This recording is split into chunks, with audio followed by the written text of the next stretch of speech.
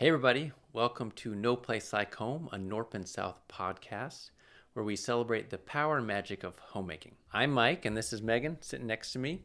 We're the parents of 9 children. We've been married for 25 years and throughout that time have had lots of adventures, learned lots of lessons along the way, and we're excited to talk with you today and share some of those lessons. That's right. All right, Megan. So we're excited to get into it. I think we like to share a little bit at the beginning, a little bit about what's been going on lately. I'm also going to say this because we're kind of coming back to the No Place Like Home podcast after a little while. This is also a YouTube video if you're listening to it on the podcast channel, wherever you're at, or podcast source. You can go to our YouTube channel, which is North and South, and you can watch this on video. We are actually going to have some visuals today. Yeah, today might be a good day. I know how great it is just to turn on a podcast and then, you can play it at double speed and not have to look. But we are going to reference some images today. And so if you want to see those, you can head over to the YouTubes if you're on a podcast app. Or just keep listening. That's fine too. It's fine too. We'll explain them in great detail. Totally. Yeah, we're just going to go through and just Every use color. all the 1,000 words that it takes to explain a picture. Yes, that's right. If a picture paints So anyways, 1,000 words. It's a great song. So let's talk about what happened this last weekend, Megan. Well, What's been going on? Yeah, we had all week we have been kind of looking down the barrel at an ice storm headed our way. Yeah. And watching the models and The models? the models of the weather. Oh, okay. I knew, I was Man. like, in the North family, I knew exactly what he's always ready to punny pounce. type word, Yeah, we're going he's to get always on ready that. to pounce. But it was changing all week, but every single one of them, we were right in the path of danger.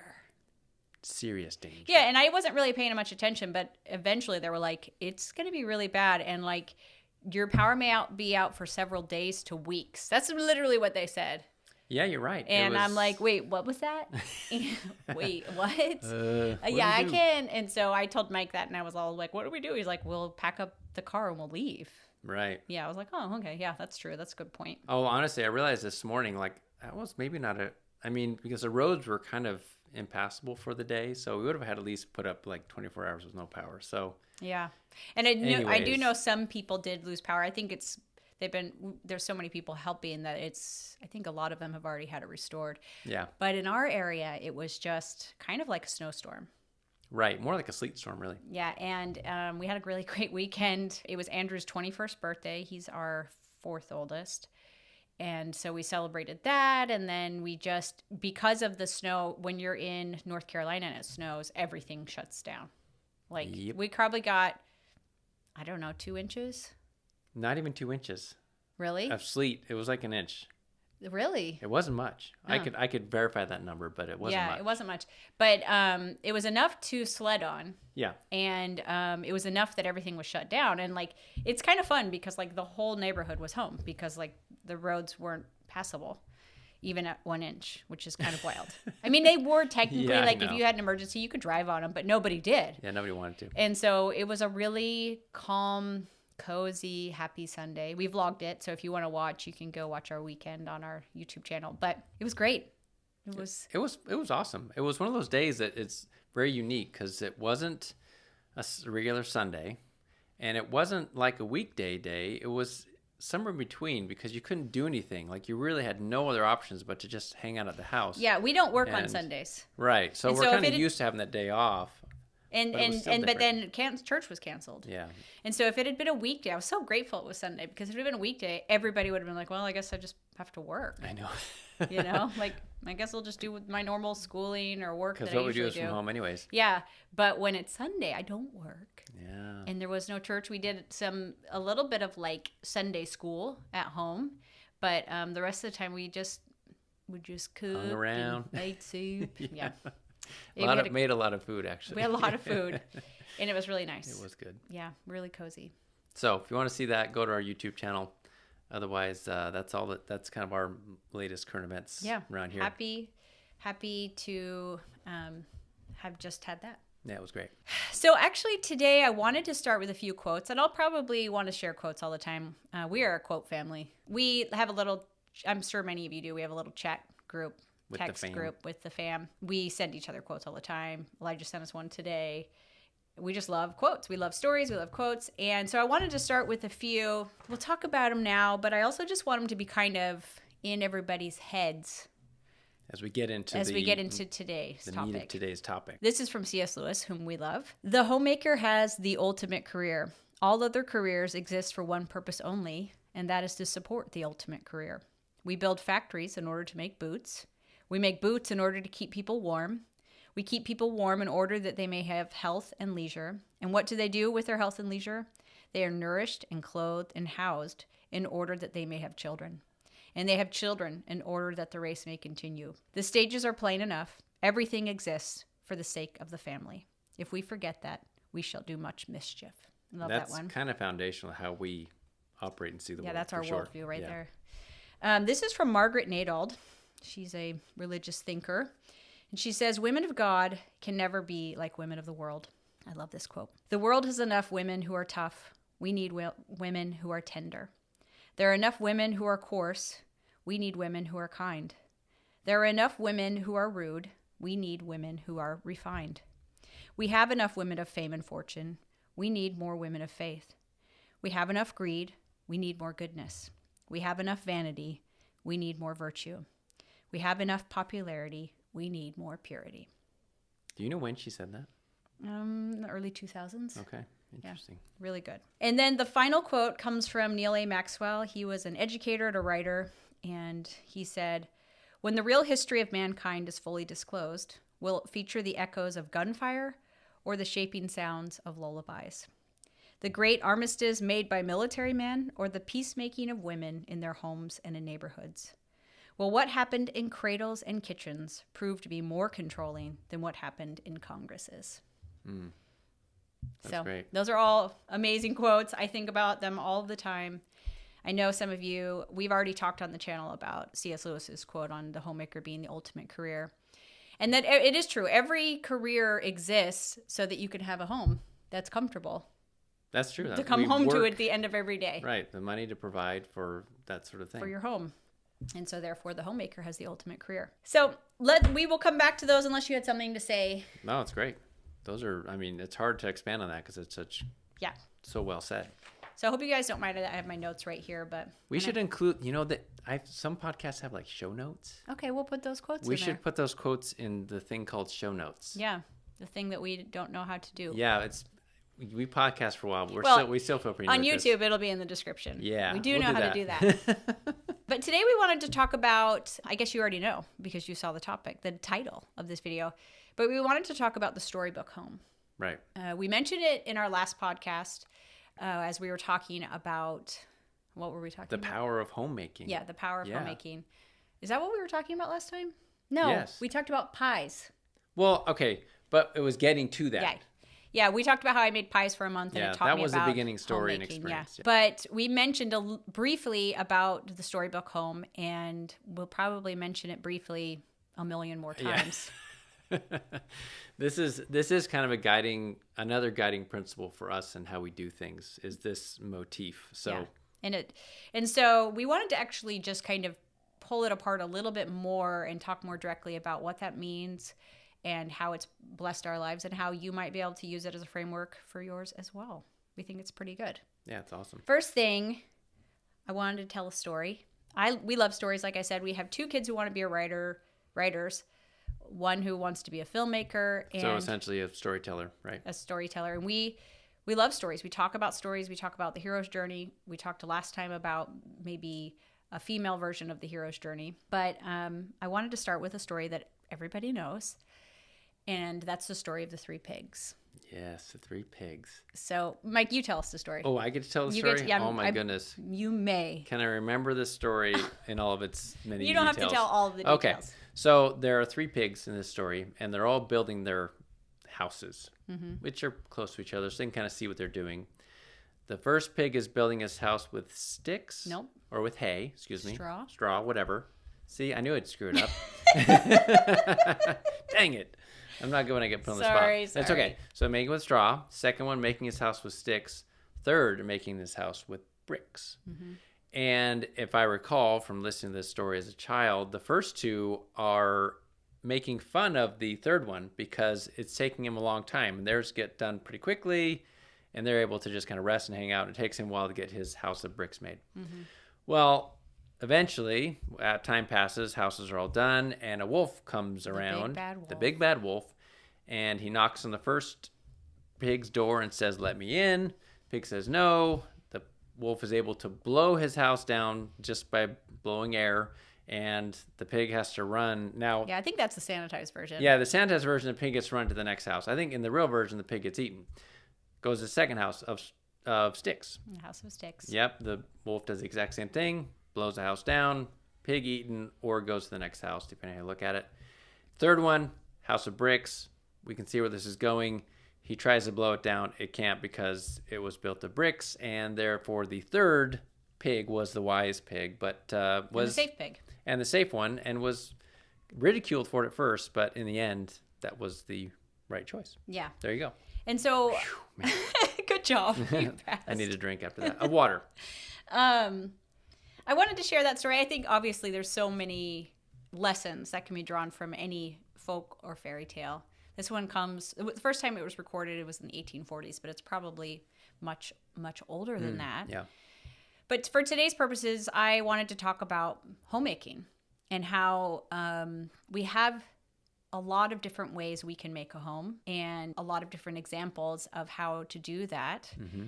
And that you have to do it with intention. You have to make choices with intention about how to set up your household for your family. And in fact, I think from my perspective, there are a lot of homes these days that are made of straw and sticks. Right. In fact, I think there are so many. I think we've lost a lot of the art of homemaking and a lot of the importance of homemaking through just modern life, but also through a concerted effort from feminists to demean homemaking. Right.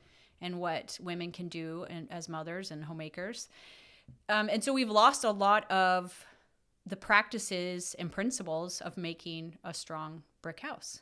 Right. And have normalized the straw and stick homes. Right. To the point we have now also normalized the consequences of having houses poorly built like that. Right. And some of those things I think would be normalizing rebellious children. Right. Rebellious teenagers specifically. Yeah. Mike and I talk about this often, but we had some friends that were older than us. Their kids were a few years ahead of us, and somehow came up that our kids like to talk to us. And he said, well, give it, at this age, it's like overnight, your kids hate you. Right. They're not going to want to do that. Yeah. And we actually had another person at that time tell us the same thing. Like, our kids used to love to talk to us, but now they're like, we can't get them to talk to us. Mm-hmm. Like, we have to go find them throughout the home. This is a very normal trope now. Sure, yeah. That teenagers hate their parents and that they don't want to talk to them. They don't want to be around them. And while I do know there's some psychological reasons as teenagers are trying to gain independence. Right. I do think this is a normalization of something new. Right. I don't relatively new. Yeah, I don't actually think if you went back in time that you would find as many teenagers acting that way about their parents. Right. Now, sometimes that's hard, right? Because we have normalized this thing so much that we've included it in maybe historical fiction. We love to do this, right? We love to take modern things and put them in historical fiction, even though that may not have been the way that people thought at all 150 to 500 years ago. But it's hard for us to parse that out and to not believe, oh, I guess people felt that way then. So it is normal. Yeah. One of the first times this occurred to me, it's actually, there's a book up here. I have a book that's on, it was like old samplers, the things the girls would make. Oh, yeah. When they were coming of age. What is that called? I think they're cross stitch. I think they're called samplers. It was a sample of their work, what they could do, which was actually very important for a homemaker or a mother to be able to do, because she would be using those skills to do a lot of different things in the home. And so traditionally a girl would work on this and it would be kind of like your final project, of after your training and stuff. Yeah, and I found one from like a 17-year-old girl from around the year 1700 in America. And it was full of like really lovely things. And I can't remember what it was, but it was like a celebration of her mother and a virtue and all of these things. And I was like, that is wild. Times have really changed. For that age of a child to be doing that. Yeah, it was just, and I should have pulled it out. I didn't know if I was going to mention it today, but I think we don't realize to the extent that things have changed for us culturally, and that a lot of them are actually the consequences of losing some of the art of homemaking. I don't want to create the illusion that if you went back 200 years, all teenagers loved their parents and that every home was happy and not broken. I think that really healthy homes have always been in short supply. Right. But I do think that culturally we accept things that are not normal and weren't normal for the entire history of the world. I really think that things that are radically different, that the way that we live now is radically different than literally the entire history of the world. And I think what you're saying is that if you go back to the pig metaphor. The pig metaphor. Yeah, the pig metaphor, you know that one. The well-known pig metaphor. But there are essentially pigs being eaten. You know, there are negative things going on related to the home and the family that we have just started to accept as normal. As a phase of life. It's that whole toad in the water or whatever that slowly, even though that's actually not true, but they say if you put a toad in water and you just let it slowly heat up and boil, he'll die there. But we don't even think about it. And we just accept these things as the way things are, and there's no real solution for it because that's just the way it is. But so much of it is a result of homes that are made of sticks or straw. They aren't healthy. They aren't being protective.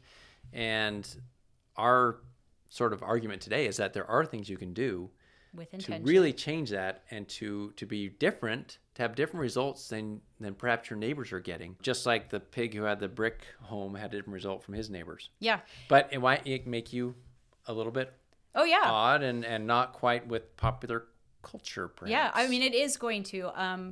They made fun of him, and that's a huge lesson in the tale, is that him putting in that extra effort and money, living differently, essentially, to build a strong house, made them make fun of him. Right. He was strange. He was radically different.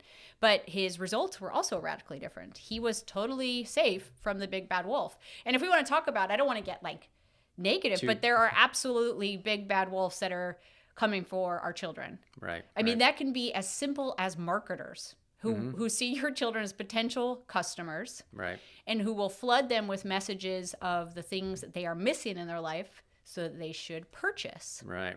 Yeah. Whether it's clothing or beauty products or, endless ads being thrown at our children. And these ads aren't just like, hey, buy this new gum. It's, without this, you're not a worthy human, right? And those are very, very effective in that developing brain for our kids. I mean, that's at best who's coming after our children. That's the most innocent, kind of option for this. Yeah, but we could say there's political movements coming for our children because people would like to stay in power, and so they would like to get at our children for that. That's a big deal, staying in power, because that's also money. All the way through, if you're a person of faith, I mean, there's evil pursuing our children. Man, raising teenagers and trying really hard to build a house of bricks has really taught us all of the different ways the world is trying to get at our teenagers. Yeah, it's true.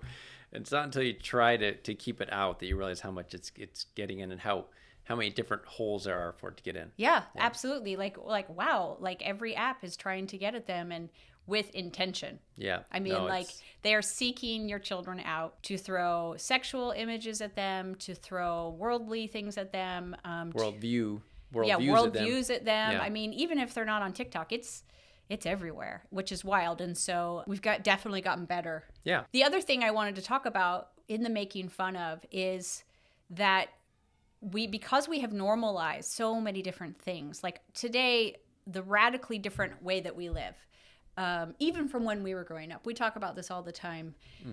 We played sports. You know, I played YMCA basketball, and you played soccer and basketball. The sports seasons were very short. Yep. As were practices and games. Yeah, once a week. Yeah, and most parents chose maybe one sport to have their child participate in. Yeah. And most of the time that was through the school program.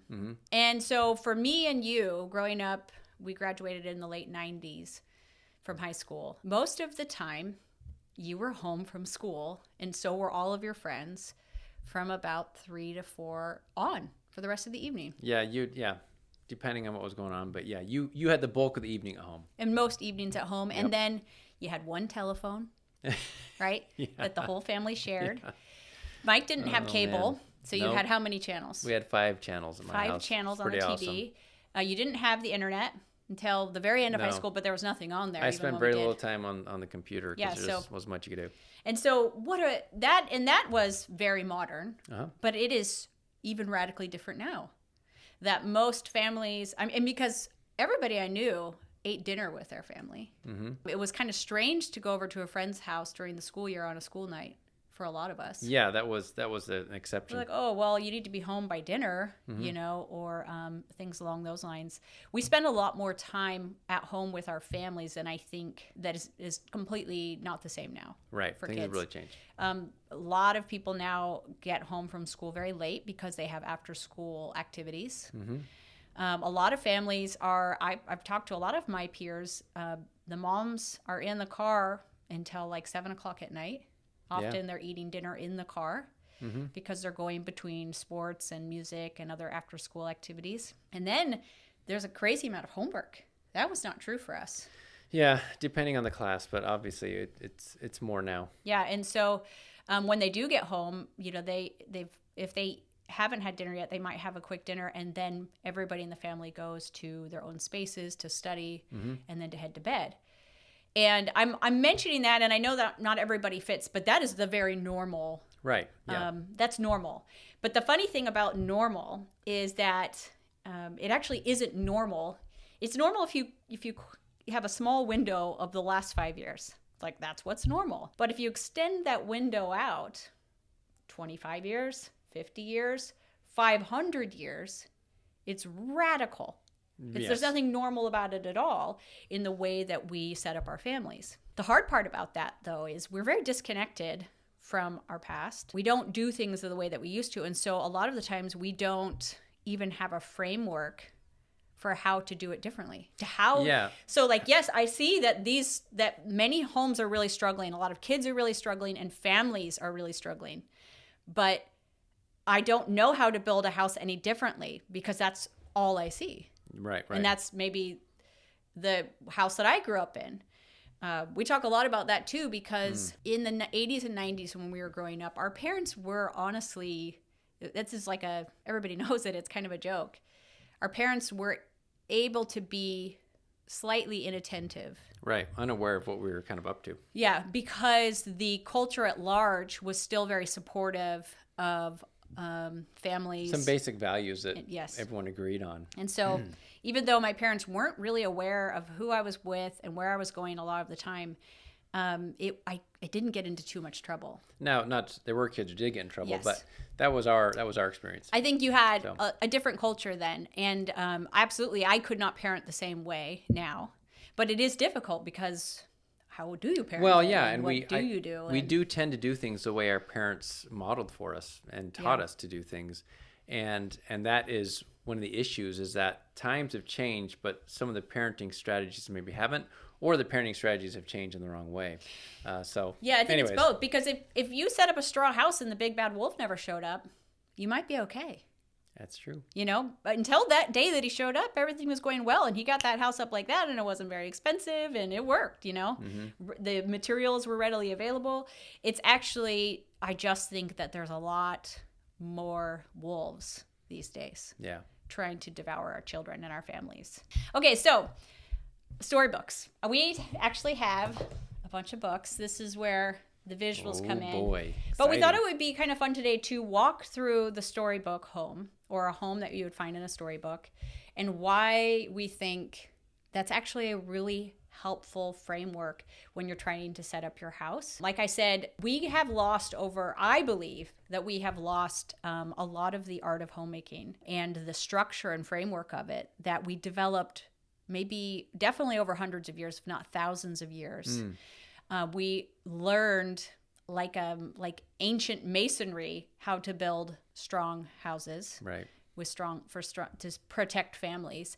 And very, very quickly, the Industrial Revolution played a role in this. And then Other feminism. technology. Oh, yeah, that's true. And then feminism.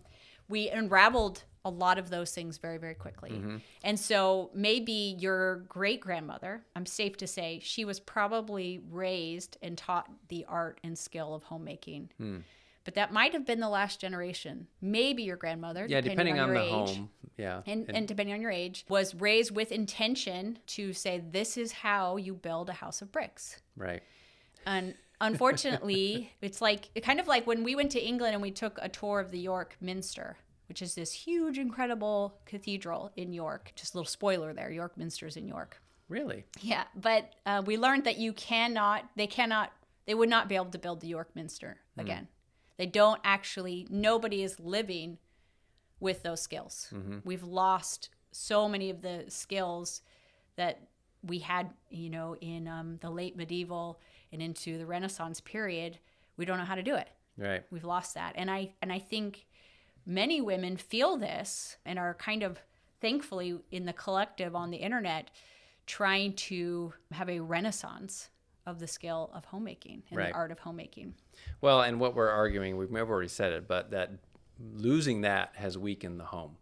And Meg and I have talked about this before, and I don't want to get too deep into this metaphor, but I can't help it. But we've also, Meg and I have talked about how if there was ever a person or a creature that was going to further this idea that you should probably build a house out of sticks or straw, it was probably the wolf. Yeah. If he was smart and thought ahead, he was probably creating pamphlets and books that told pigs, hey, you know what? Just build your house out of sticks and straw. It's better that way. You should do it that way. Because who benefits? The wolf does. Yeah. And so this is another reason to be very skeptical of any information that's telling you that being a mother or being a homemaker or a father as well is a useless task or is demeaning or anything, because what it results in is a family that doesn't have a strong home. Therefore, the wolf, the snake, whatever the predator is, can come in and devour the children. So just keep that in mind. And that I believe that's definitely true, that those who are teaching us these things are the ones who do not have our children's best interests at heart. Anyways. No, it happened just this weekend. I couldn't believe it. I was appalled. But more than one company shared a meme during the storm, because storms like this, where people are locked indoors and the whole family's at home, there's always a baby boom 9 months later. Right. A lot of people get pregnant during that time. And there was at least two that I saw. One was from, I think, KFC. It said, remember, 9 months from now, you could be going to a concert or you could be changing a diaper. Choose wisely. And I think they meant a concert is better than a child. It felt like negative toward the diaper. No, it absolutely was.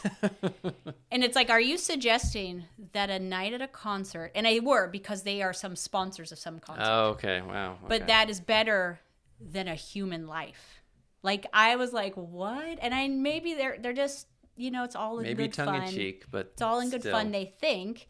But that's pervasive in our culture, that like babies, they're the worst, and the burden that kids put on you, and that they're a real downer on the best parts of life. Like they're standing between you and real fun and happiness and joy. And that is a totally radical idea in the history of the world. Right. This is new, and it won't that help having children the is human getting in race the way of. I think absolutely there are individual stories where children may have been a burden, but for the history of the world, they've always been a bonus. No, they're an asset, not a liability. Yeah, you wanted children, and so that's very radical and very unhealthy worldview, and it's wild, and it's like I think it's a marketing strategy. But I think we don't realize how much things have changed. Even I was watching another video this week I love to watch these videos where, somebody's talking about how different actresses used to look versus how they look now. Yeah. Because actresses get so much work done on their face because a lot of these procedures and technologies are new. Yeah, yeah. And so you just couldn't do it until about... Really, in the late 90s and early 2000s is where they really started to perfect a lot of these anti-aging, in quotes, treatments that we do to our face, and especially celebrity women, right? They use their face for their job. So celebrity women, actresses, and models. And I was watching one recently, and she was kind of comparing the actresses that I grew up with watching in movies versus now, and how the ones now all look the same. Because of these procedures. Because of these procedures, they're all getting the exact same things done to their face, and they all start to be hard to differentiate. And they don't look like anybody you actually know very well. Like they don't look like the people you see in your real life. But one of the things she said is you go back and watch old movies, and it's like you realize what we've lost, right? Like you're like, oh man, people used to look like people. Like women used to look like women. In the movies. Yeah.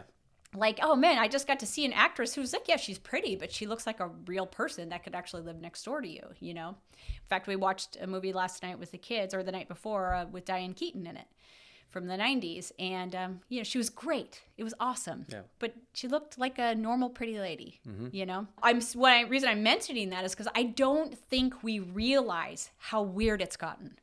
Where KFC, this is another thing. Kentucky Fried Chicken is telling you not to have a baby because it's a downer. That's weird, you guys. That's really weird.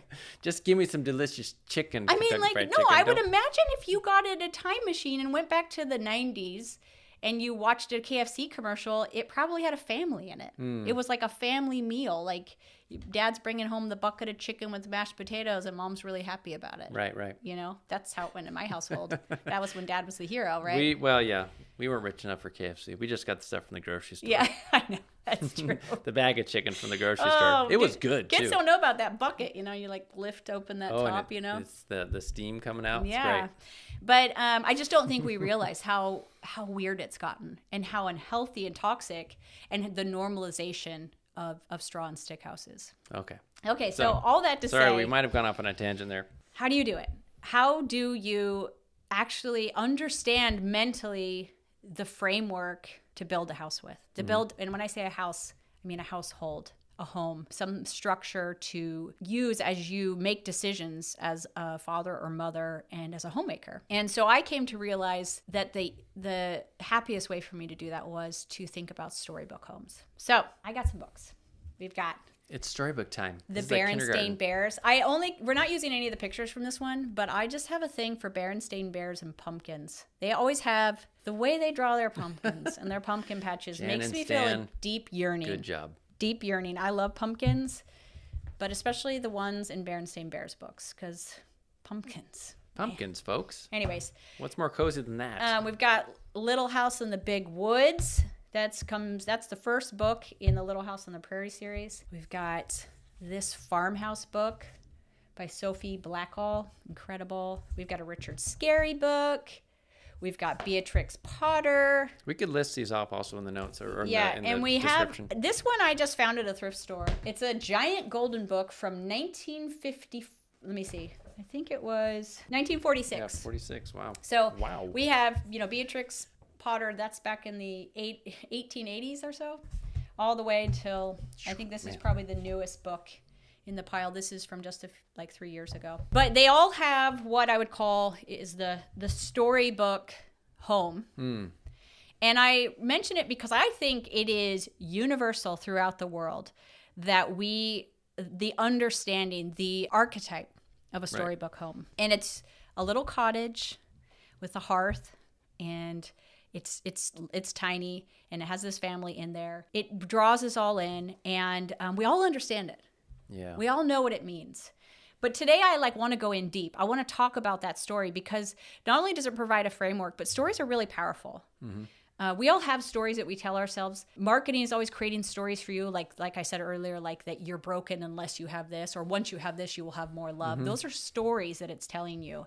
The end of every pharmaceutical commercial, how good your life is going to be. Yes, you're going to be running. If I could just live as good as those people live, I'll be happy. Yes, I know, that's right. But we have stories in reels, right? I mean, and I think that's important to, be aware of too. If you're watching a lot of reels about how husbands do this and wives do this, those stories can start to sink in, and you can start to treat your spouse according to those stories, right? And your kids according to those stories. And so let's break those down. So as we look through the storybooks preparing for this episode, what was kind of the first thing we noticed that really made that magical storybook image in every single one of them?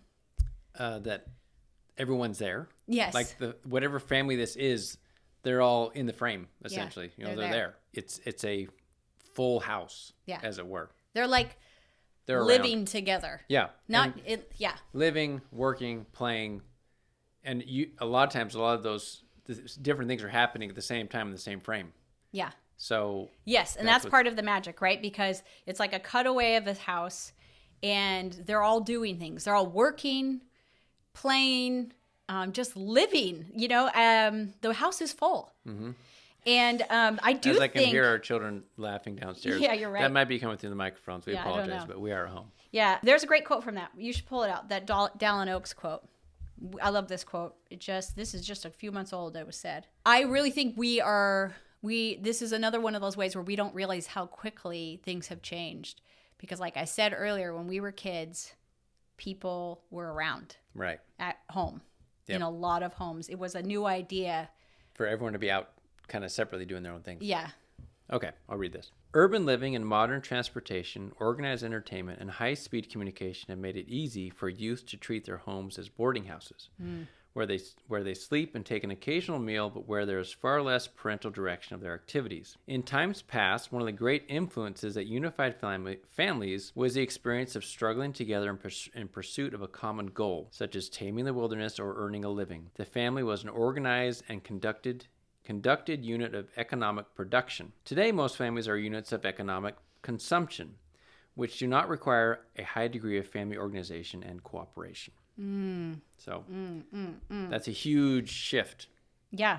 And I think that's also a really good observation of the modern home versus the storybook home. So many of the stories we looked at, there's this, because he talked about almost like a family economy where they're unified in a goal. In the storybook, it's often they're farming. They live on a farm together. They, at the very least, have gardens, like the Berenstain Bears. The first time I really conceptualized this was when I read the kids Little House in the Big Woods. My kids were little, and I was reading this book out loud to them. And it's so beautiful. If you haven't read this, I feel like it is a manual, like a window into this idea of a family that is unified in a common goal. And in this one, it's taming the wilderness and surviving in this little cabin. And eventually they do move out in a little house on the prairie, and they do it again. They start from scratch, and they are unified once again. But I mean, it's like experience after experience where the family is working together in this common goal.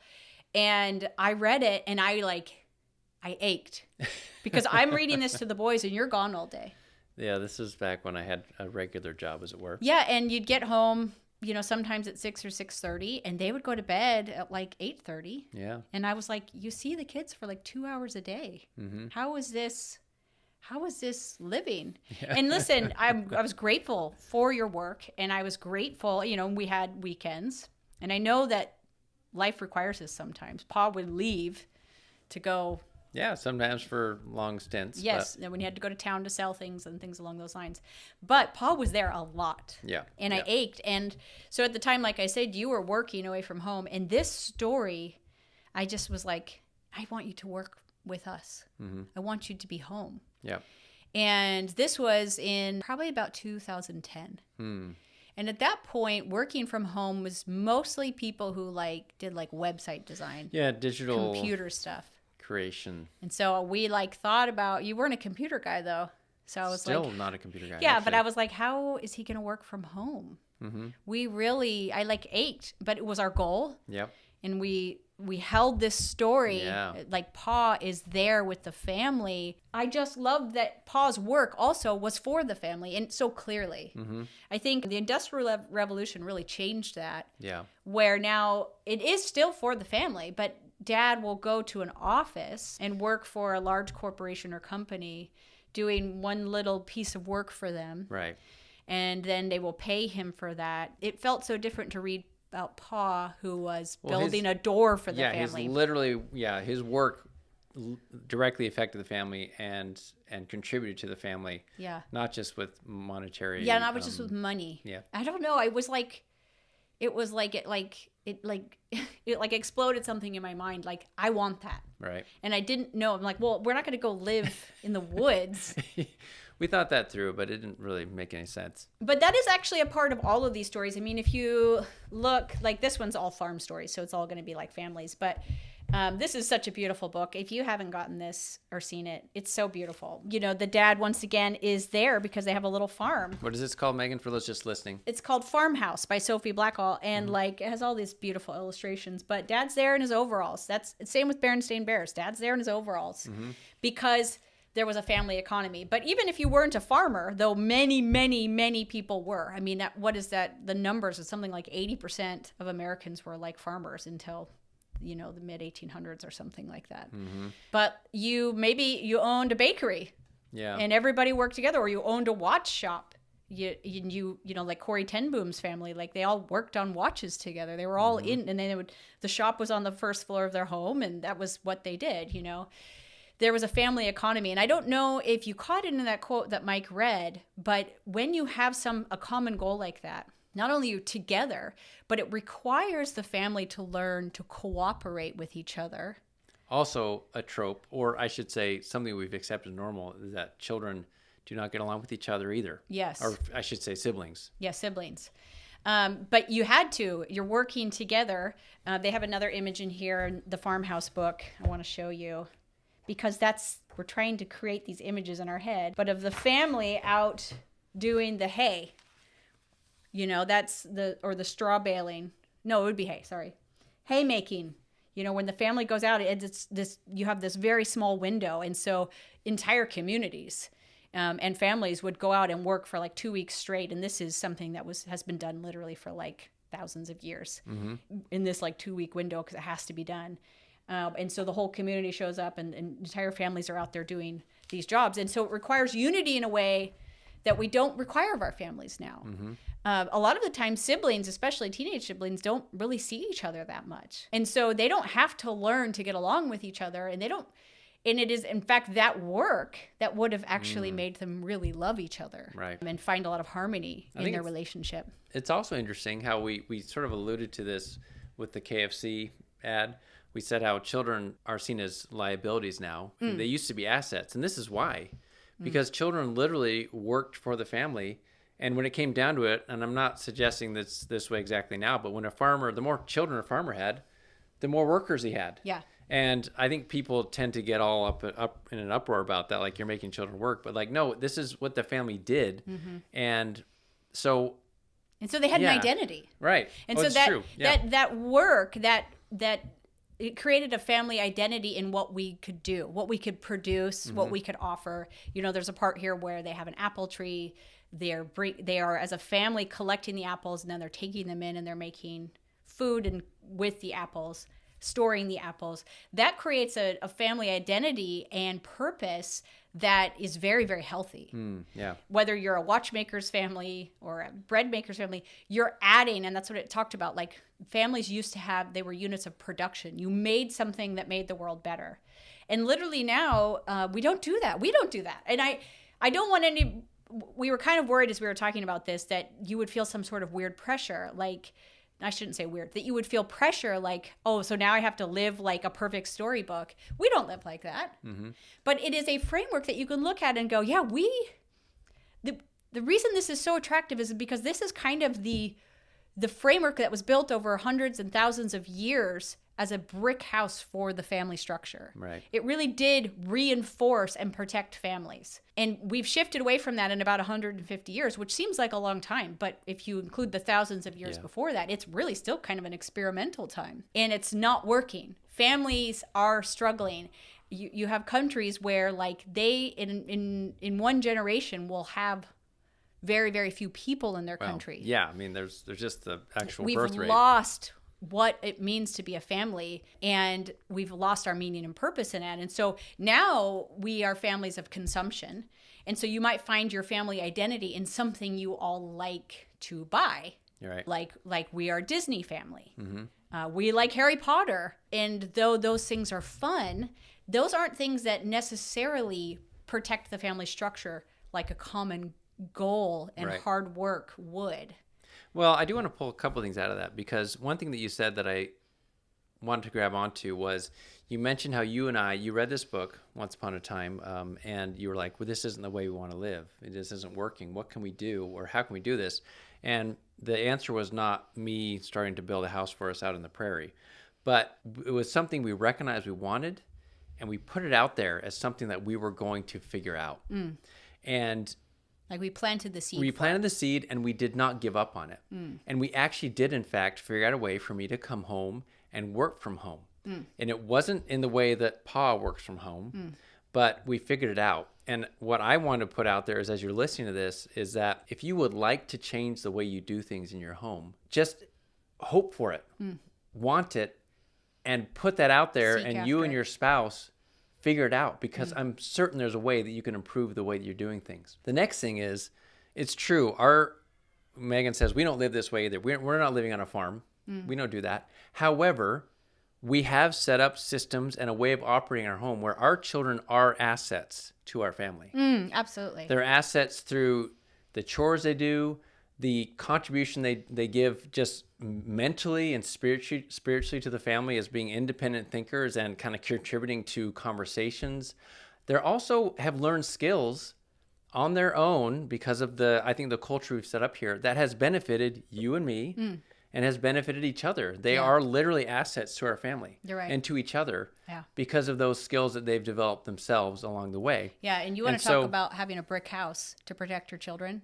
Having the knowledge that you are a blessing to those around you, especially your family, that like they need you, right, is incredibly protective for your kids. Yeah, that you contribute in a meaningful way to this unit. Yeah, I remember when I was going to school at BYU, I took a marriage, family, and human development class, and they talked about how children need to feel like if they disappeared, it would hurt the family, not just emotionally, but like the family wouldn't function as well. Right. And I realized how important chores are for that. Even if you don't know if your family loves you, because you can get in those spots mentally. Sure, yeah. You would know, but then somebody'd have to do my chores, and that would be hard. Like when there are times when you know that, like they would be burdened. When you're a younger kid, you know that you have to show up for your family, even though you might hate it.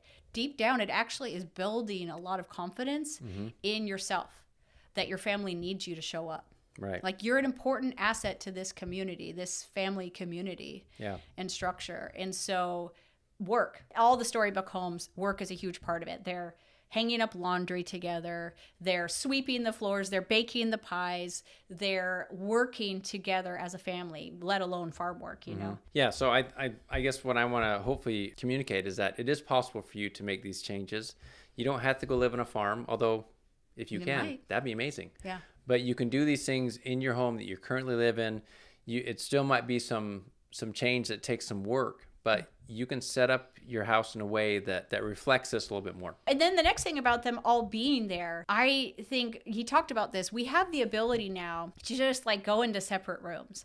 One, because we have much, much bigger houses than we ever had. When we went into the RV, we traveled for a year together with our 9 kids in we guessed that it was about a 450 square foot RV. Yeah, based on the length and the width of it. Yeah, I mean, that's including the cabinet space and the couch space and everything that was taken up by that, but in the closets. So we had 11 of us in that small space, and it required you to be more patient. It required you to be more considerate. It required you to move around each other. Right, without constantly getting kind of irritated. And you could never get away from people. And like, that's your first fear. It's like, oh my gosh, I can never get away.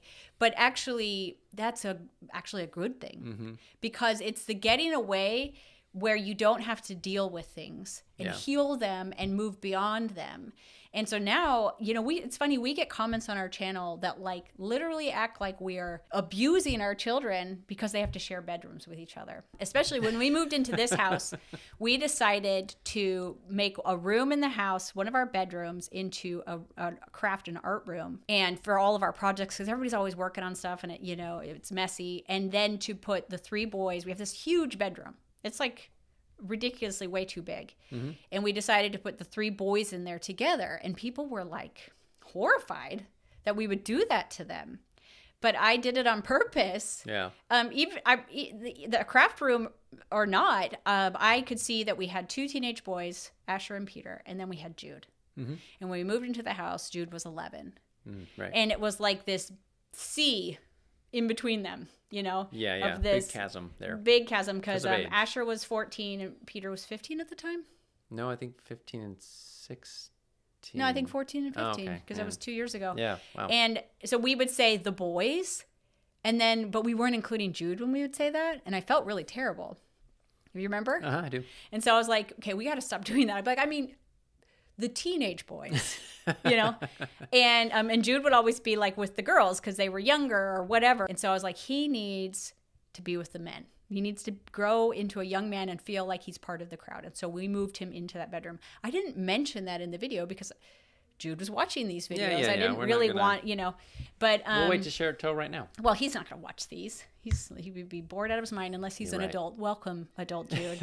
That's why we did that. No, and I wanted him to do that, and I want my children to share rooms with each other. It makes them better humans because they do have to be considerate of somebody else. They do. They don't get to be the center of the universe.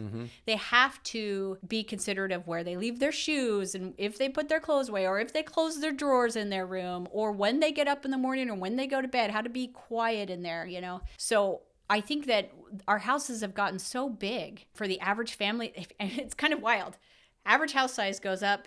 Average family size goes down. Right. Until now, I went to a lady in my neighborhood was talking to me about, she wanted me to come over and help her with some interior design choices. And I went over to her house, which was probably over 4,000 square feet. Big house. It was a big house. And she had 2 children. And she was walking me through her house.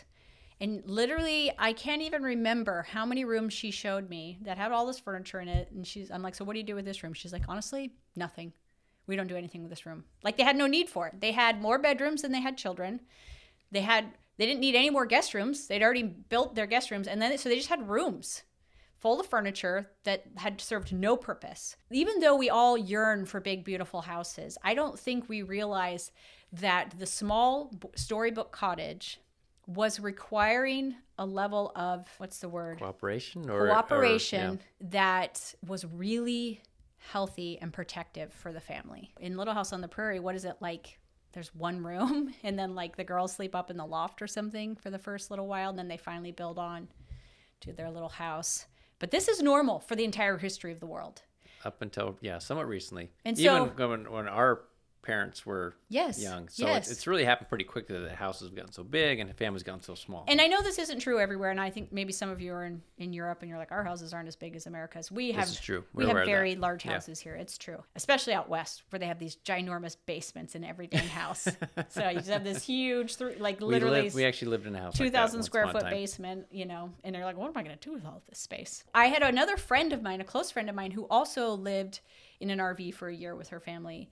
And she lamented to me, she said, we got so close and then we came home and everybody had their own bedrooms again and we never saw each other anymore and we weren't as close. And so I think that's another thing that when we look at these storybook cottages, they're always cottages. They're not storybook castles.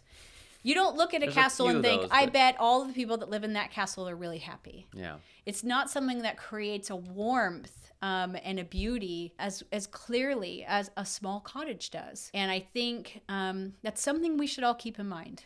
A house that is full of people, every one of these images, the house is full.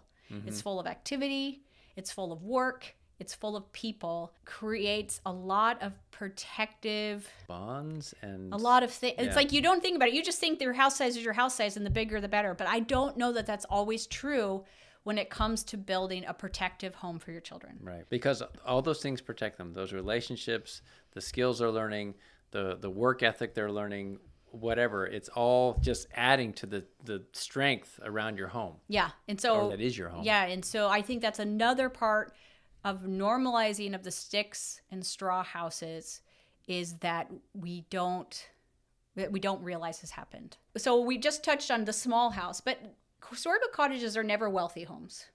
The storybook home that is so happy and cheery, it always has a very lived-in look. That's true. Yeah, it's a kitchen full of tools that are being used and humble foods that are being cooked, often that were raised in the garden of the home. It also has worn furniture, homemade quilts. Right. Everything looks homemade, handmade, mismatched, and the like charm of that. Right. But like that is so charming, but also maybe so great for the family. So we talked in the last podcast, and we're going to keep talking about it, the protection of family dinner. But like in the storybook, they're eating like all 3 meals together sometimes. Right. You know, they're having family breakfast together. And never leave. They're coming together, and they were together in the preparation of that food. They were together in the harvesting of that food. There's a great image in this book. I'll show you. It's once again the farmhouse book from Sophie Blackwell of like older sister with all of her younger siblings picking apples that they're going to then take into the kitchen where mom is. And while mom is holding a baby and stirring some soup, and there's so much activity going on. There's somebody wiping the floor. There's somebody like hitting the dust out of the rug. There's so much going on, and they're using those apples that they all just harvested to make a pie together. Can you imagine the satisfaction that would bring to a family to be there for the whole journey of getting that food to the table? Of like, I was just listening to something from, what is his name? Joel Salatin. Joel Salatin, yeah. And he was talking about what his kids had to do to help out. And part of like they went to the forest and they learned which wood they should bring back for the wood burning stove to heat their home. You know, how to hunt certain animals and how to help with the chickens and how to all move of these the cattle around. Move the cattle around, and how satisfying that was, so that when you sat down to the meal, like it's not just the food that you're eating. It's not just that it's delicious. You have this incredibly deep satisfaction that it's so connected to all of the skills that you have learned and to the memories of all of the effort and work that you put in. Right. That's something that the convenience of the modern world, we're so excited to have everything as convenient as possible. We love it. Yeah. Yeah. I mean, you know, you don't even have to take the broccoli out of this bag. You just like go straight from the freezer and into the microwave and your broccoli's done. We can leave alone if that's a great thing to do because of plastics and things. There's like this disconnect from the seed to the broccoli to the harvesting to the chopping to the freezing to the table that we know takes out a lot of work. But I don't know if we realize how much that was helping us with our mental health, with our self-esteem, with our satisfaction in life. Right. Like we think that in taking all the convenience or in adding all this convenience to our life, we don't realize that all of the structures of a thrifty home were actually quite protective in mental health. Right. And in feeling satisfied. What is the word? Really understanding life. I don't think when you were living in this time period, you ever woke up and felt lost. I really don't think that you had the chance to. You knew what your job was, and you knew you needed to do it. Yeah. And I think we're so grateful these days that we don't have that. We talk about in the past when you had to get up and you do these things, and if you didn't do them by winter, your family might starve, and if you didn't, if mom didn't milk the cow and do these things all right, then her family wouldn't have, food and stuff. And I think we all feel like it's a win for us that we have that convenience. And certainly there are some parts of that are very safe and create a lot of security. But I do think there's also a correlation with you had to do these things, so you never wondered if you had any life's purpose. Right. I think the fear wasn't there. We see that and we think, that seems like you would have constant stress in your life. Right, because there's a lot to do and take care of. But I think you might have also had constant satisfaction. Yeah. Now, I know that I'm romanticizing things. I'm not suggesting, we actually do live in the best of times and the worst of times, but also the best of times, right? Because if we go back until about 1920, a lot of children died. Sure. Of very, very common colds. And because we didn't have antibiotics yet. Penicillin. And we didn't have any sort of Vaccines, any of that stuff. Any of those things that are such a blessing to us, and we didn't have modern medicine as we do now. But in our amazing ability to make life safer and easier, I think that we might want to walk some of those things back on purpose and with intention to realize that it might be better to make things from scratch for your mental health. Right. And for your family's mental health. Yep. For your children's self-actualization or but also their sturdiness, their resilience. Resilience. Yeah. One of the hopes is, as we look back at this framework, that we realize that we now, with intention, can go back to some of the traditional ways of living and recognize, while they may be harder, the hardness of them might be very protective and helpful. Yeah. Well, and also I think it's good. It's helpful to also give yourself the space to say, you know what, here's one way that I'm going to try to step into this a little bit, because we're not suggesting that you change every part of your life to match what's in a storybook. But I think we can all see, like, you know what, maybe I'll do one dinner from scratch this week and give that a shot. And I'll do that for the next month. And just one little change to kind of move in that direction. And I think what it does is it creates one step, you're comfortable with that, then you take another step until eventually you've made some meaningful change, and it really does affect your family in the positive way that we're talking about. So yeah, and I think we've been pushing so hard on some of the negativities of modern life, and focusing on maybe some of the importance of having the storybook cottage. But I guess I want to make sure we also talk about the joy of implementing some of these things, and how there's this natural draw right now for many, many, many people to the more traditional and to this slower way of being and to this more whimsical way of being, I think, because we have cottagecore. Oh, that's true. This huge aesthetic of people trying to set up their houses to look like a cottage. Now, a cottage was a small home, like in England, where, like the farm workers would live, or the people who were living on the Lord's estate would live, and he'd provide these cottages. They didn't even own them. So we're definitely romanticizing something. But I think it's because the sweetness of those things and of the slower way of living and of the connection to our food, connection to one another, it's joy-filled, and it's got a magic to it. And like you said, this isn't something to make you feel ashamed. It's something to say, maybe I can add a few more bricks to my house, and that house will be more comfortable, and it will be safer, and it will be happier. I don't want to push on this as like another thing you're not doing. I actually want it to be like another thing that might make your life happier. Yeah. And so it was easier. You're like, oh, that sounds so hard.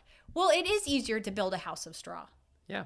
It is Objectively, easier. it is. And it's much harder to build a house of bricks. But once it's done, it's so much easier to live in it. Yeah. And we talk about this all the time. There are so many things that parents do, and I'm not talking to anyone specifically, but that are easier. It is easier to give your child an iPad all of the time. They will love you for it. They won't melt down. You just give them the iPad. But it is then harder. In the short run, it's easier. Yes. Then it is then harder to parent that child in the long run. It is harder to help them become a healthy individual. It's harder to help them have good connections in their brain and pathways in their brain. It's easier to say yes to your child all the time at the beginning. But then it's harder later on. And so you get to pick your hard. And you can either pick the easier straw home and get that house up. You can do the things that are convenient for you, easier to get away with, but then create all of these very, very painful and difficult things later. Build as much as you can with intention when it's hard, when other people don't understand, when it's different. And you can use the traditional storybook cottage as your model, or anything else. But it should be a happy thing, because once you're in that home, your children will be happy. Your house that you live in it too, is warm. It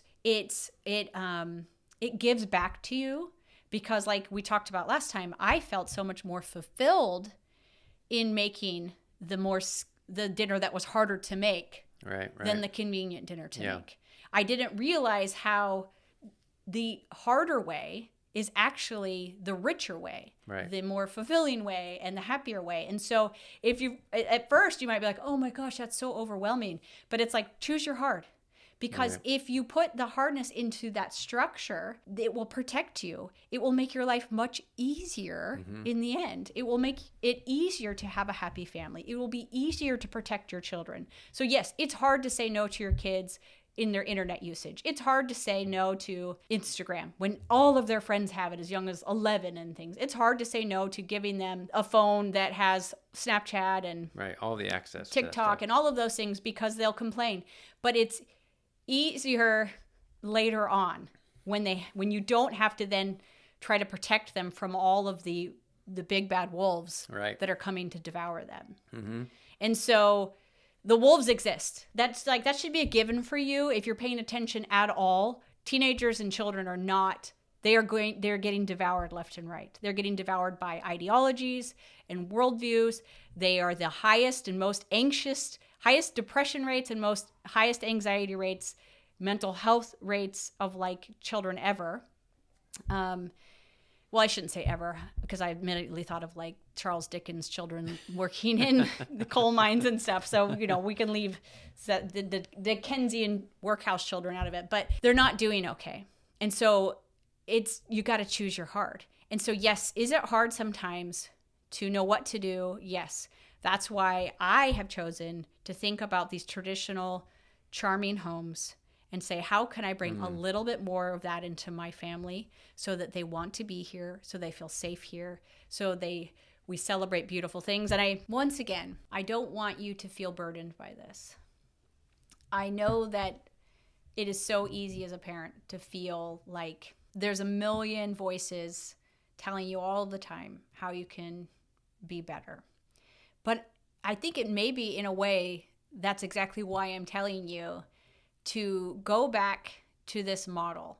Because like I said, it's like an archetype. We all understand it. And it can be something you almost weigh the information on, because there's always these like new ideas, which are just downright terrible, that they say, well, no, actually, even though every parent for thousands of years has felt this way, that's actually not helpful. Yeah. And you can say, well, I don't know.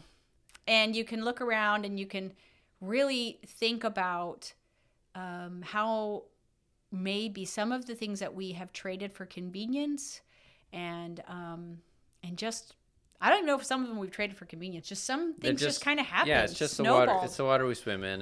We're kind of going along with what we know and what we're used to. Yeah, and that maybe spending a little bit more time with a happy image in your mind of a home that is safe and cozy and full of industry, and maybe you have a few herbs that you grow in some pots. Maybe you have chickens. Maybe you make food from scratch. Maybe you dress a little bit more traditionally. And I definitely want to talk more about all of those things in the future. This is just the very beginning. We didn't realize how much there is to talk about. Yeah, there is so much to talk about. But it's a happy thing. And I think even though building that brick house for that little pig was harder than the straw house, I'll bet you it was actually quite satisfying work. I'm not telling you that building the brick house is just like horrible labor, but then it'll be happy after that. I think actually the brick by brick becomes quite satisfying because you get better at it. Yeah. And so you master a skill, and then that very skill was very protective for you.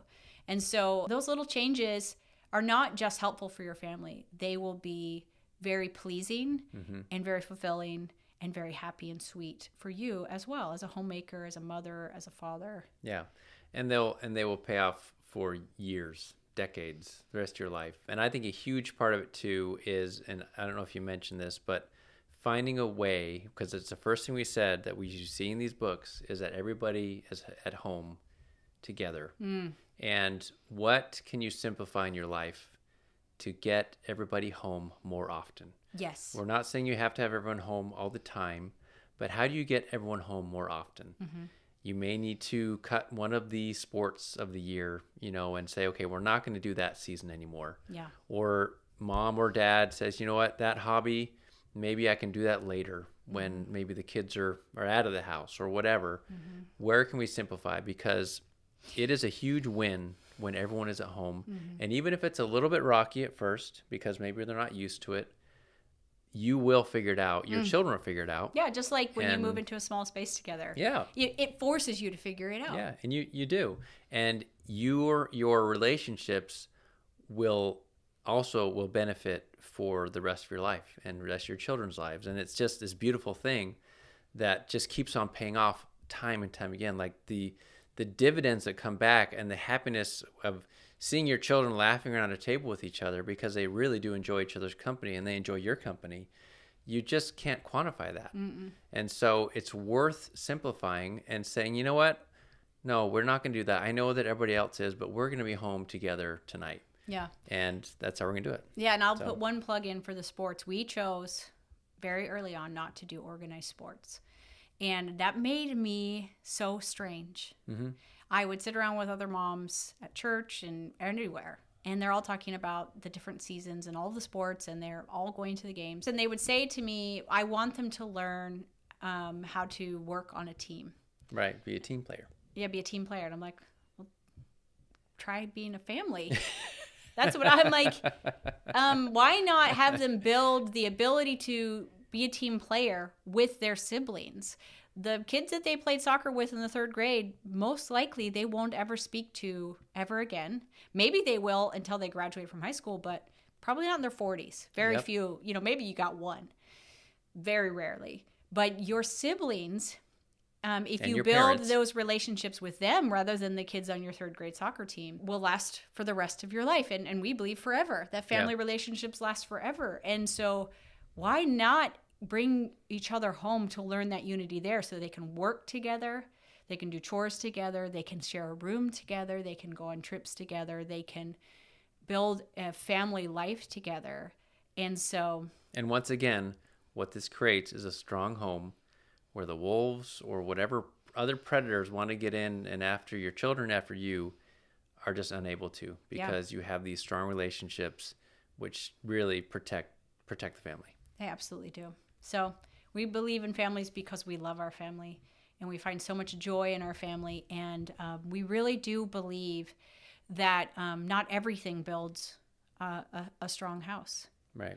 And that you have to pray and follow the counsel that you receive from the Lord and really be intentional, but that you can do it. And that the Lord loves families. And he wants you to have a successful family, and he will guide you through this as you think and ponder and be very, very careful about the house that you build. But once you build it, like Mike said, it's like never-ending dividends. No success compensates for failure in the home. That's a quote you hear a lot. But we always say no success compensates like success in the home. Right. Like no matter how great you do in your career, no matter what goals you achieve, nothing feels as good as raising a successfully happy family and getting to see your children be safe. Right. In your home and be able to bloom in front of you and then become adults who do the same thing for their their family. It's nothing is like that. And so we encourage you to keep trying we're not perfect. You don't actually have to be, especially if you've built a brick house. It's true.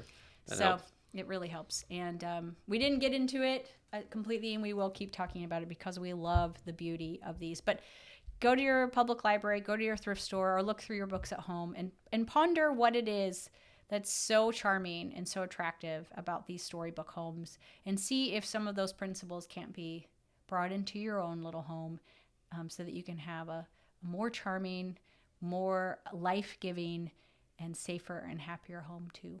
Thanks for coming, guys, and we'll see you next time. Bye. Bye.